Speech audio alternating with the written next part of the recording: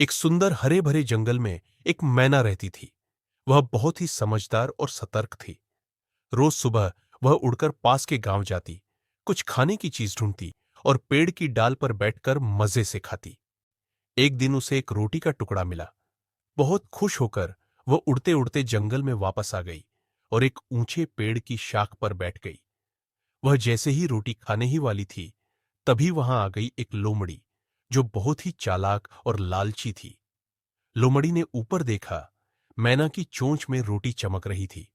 उसका मुंह पानी पानी हो गया। वो सोचने लगी, अगर मैं इसे डरा दूंगी तो ये उड़ जाएगी।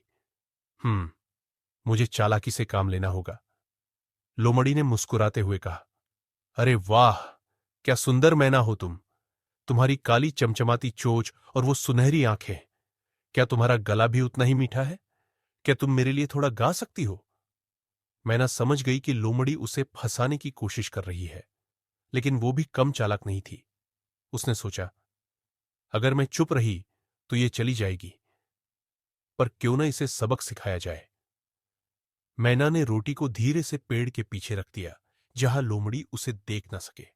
फिर वापस शाख पर आकर बोली, ठीक है लोमड़ी बहन, मैं तुम्हारे लिए एक गाना गाती हूं। और मैना ने काम काम जैसी आवाज निकालनी शुरू कर दी। लोमड़ी तो खुश हो गई और मुंह खोलकर ऊपर देखने लगी। रोटी गिरने का इंतजार करने लगी। कुछ देर तक जब रोटी नहीं गिरी, तो लोमड़ी बोली, अरे, रोटी कहाँ गई? मैना ने हंसते हुए कहा, तुम्हारे जैसे चालाकों के लिए नहीं है ये रोटी। दूसरों को बेवकूफ बनाना बंद करो और मेहनत से खाना ढूंढो। लोमड़ी शर्मिंदा होकर चुपचाप वहां से चली गई। सीख झूठी तारीफ में आकर कभी भी अपने होश न खो। चालाकी से जवाब देना ही सबसे अच्छी समझदारी है।